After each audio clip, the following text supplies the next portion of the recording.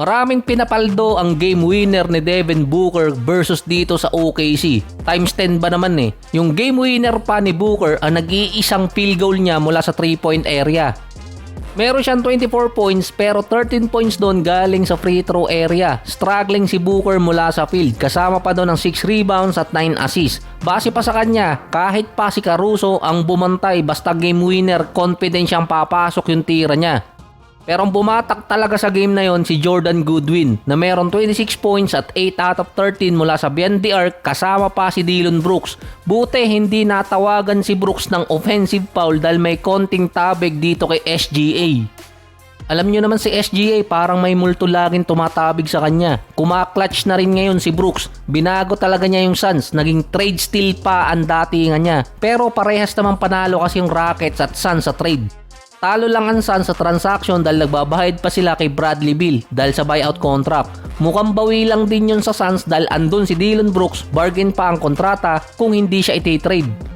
Tumahabol pa para sa top 6 itong Phoenix Suns. Saka ito rin naman sinabi dati ni Booker na sasayang yung kanyang magagandang taon dahil sa pagkuha ng superstar. Ngayong hindi superstar ang kinuha, nakakabawi sila.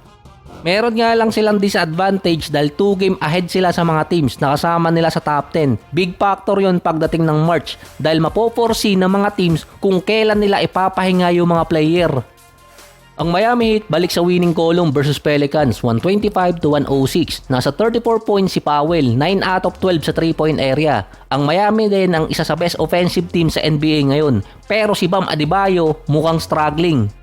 Bumagsak ang offensive rating ni Adebayo since December 15. Ito yung kakatapos lang ang in-season tournament. Nag-a-average si Adebayo ngayon ng 13 points, 11 rebounds, 40% sa field at 23% sa 3-point area.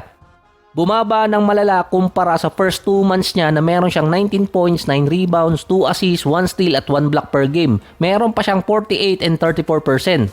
Based sa mga report, merong iniindang injury si Adebayo sa likod. Kahawig na niya si Dwight Howard, mukhang magiging kahawig din ng injury. Doon din kasi nagsimulang humina ang laro ni Dwight Howard.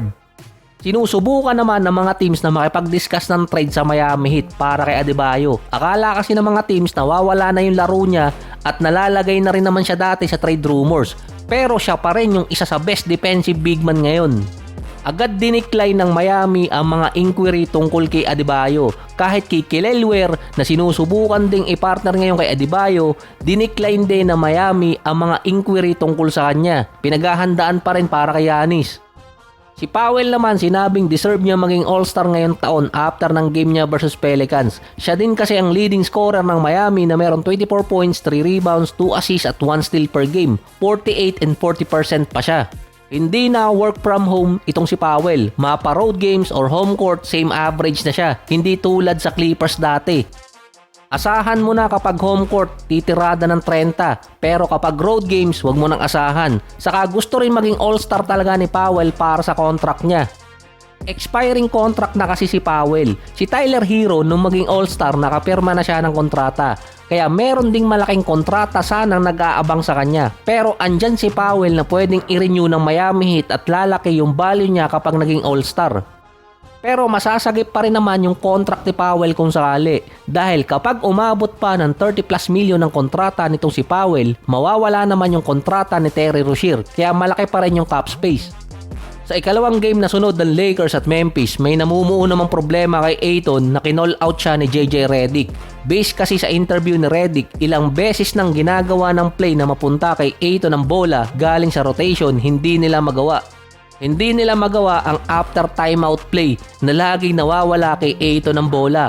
Based pa sa statement ni Redick, parang umiiwas si Ayton na mapasahan ng bola kaya napupunta kay LeBron at kay Luka. Malaking advantage din kasi sa LA na mabigyan siya ng bola lalo na sa ilalim. Si Ayton pa naman nag-a-average ng 9.6 rebound, 65% sa field since December 15. Bumaba pa lalo ang blocks per game niya, 0.4. Ang best shot blocker pa ng Lakers ngayon si Larabia na merong almost 1 block per game. Sinasalungat kasi ni Ayton yung mga sinasabi ni Redick pagdating sa interview. Hindi naman daw kasi pwedeng ipasa sa kanyang sarili yung bola. Panalo naman ang Lakers kontra sa Memphis. Pinatakam na naman ni Luka itong si Ja Morant. 16 points na ang lamang ng Memphis nun. Pero si DeAndre Ayton naka 15 points, 8 rebounds at 3 blocks.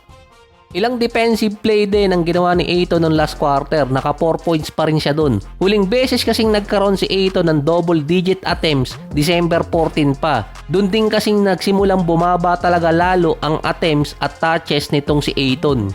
Kaya sinabi ni Redick parang napuprostrate na si Ayton na hindi siya mabigyan ng bola. Kung stats lang din kasi ang pagbabasihan, nagsimula talagang bumaba yung touches ni Ayton mid-November pa talaga. Pero si Luka another 36 points, si LeBron another 26 points at 10 assists.